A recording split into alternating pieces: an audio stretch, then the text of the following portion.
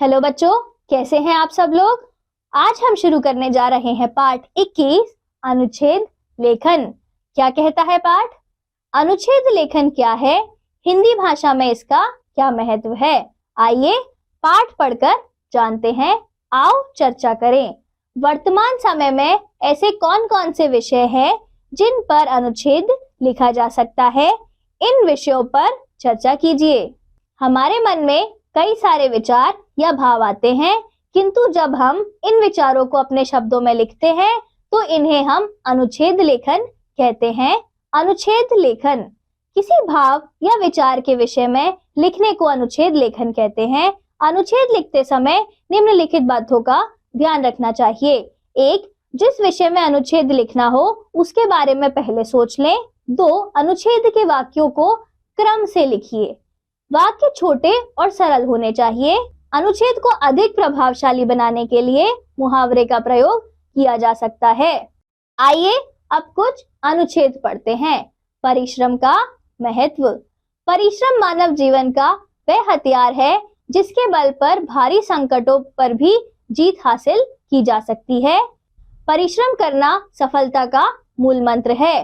परिश्रमी लोगों ने संसार में बड़े बड़े कारनामे कर दिखाए हैं। किसान और मजदूर श्रम करते हुए संसार को भोजन, वस्त्र और आवास प्रदान करते हैं। जीवन के इस दौर में श्रम करने वाला विजयी होता है, लेकिन आलसी लोगों को हार का मुंह देखना पड़ता है। परिश्रम करके भाग्य को बदला जा सकता है। पुस्तकालय। पुस्तकों से सुंदर किसी अन्य वस्तु का संग्रह नहीं हो सकता, क्योंकि यह वस्तुओं का नहीं बल्कि ज्ञान का संग्रह है। पुस्तकों में संसार भर का खजाना छिपा हुआ है। कुछ विद्वानों ने शुरू में अपने घर में ही एक छोटा पुस्तकालय बनाया। यहीं से ज्ञान के संग्रह की शुरुआत हुई और एक पीढ़ी से दूसरी पीढ़ी इससे लाभ प्राप्त करती गई। पुस्तकालय एक शांत स्थान होता है जहां ध्यान लगाकर अध्ययन किया जाता है। पुस्तकालय एक विद्या मंदिर का स्वरूप ग्रहण कर लेता है। विद्या प्रेमी इस मंदिर में बैठकर विद्या रूपी अमृत ग्रहण कर सकते हैं। शिक्षक दिवस। हम प्रत्येक वर्ष 5 सितंबर को शिक्षक दिवस या टीचर्स डे मनाते हैं। शिक्षक हमें ना सिर्फ ज्ञान का प्रकाश देते हैं बल्कि अच्छे बुरे की पहचान करने की शिक्षा प्रदान कर हमारे मन के अंधकार को भी दूर करते हैं। किसी भी राष्ट्र के निर्माण और उसकी संस्कृति की रक्षा करने में शिक्षक एक अहम भूमिका निभाते हैं। इस दिन भारत के पूर्व उपराष्ट्रपति सर्वपल्ली डॉक्टर राधाकृष्णन का जन्म हुआ था। वह स्वयं इस देश के एक महान शिक्षक थे। वैसे तो शिक्षक की उपासना सदियों पहले गुरुकुल से चली आ रही है, जब इसे गुरु पूर्णिमा के नाम से जाना जाता था। शिक्षक समाज का निर्माता होता है।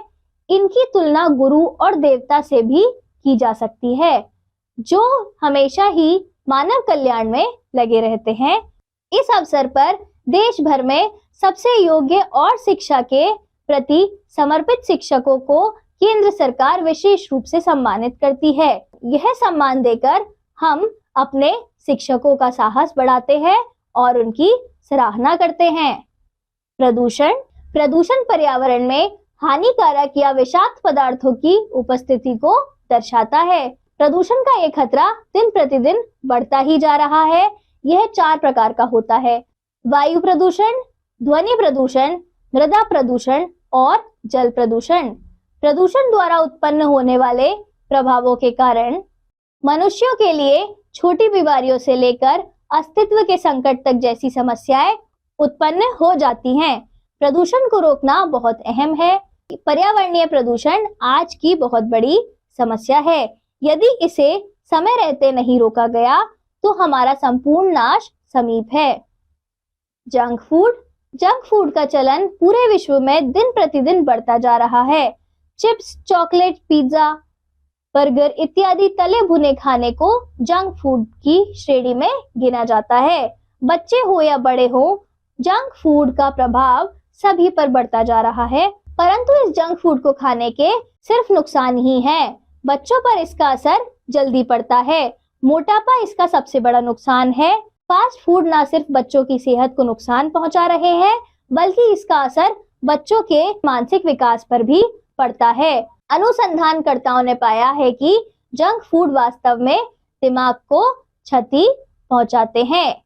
पाठ पढ़कर हमने सीखा, किसी भाव या विचार के विषय में लिखने को अनुच्छेद लेखन कहते हैं। धन्यवाद बच्चों, अब हम मिलेंगे अगली कक्षा में।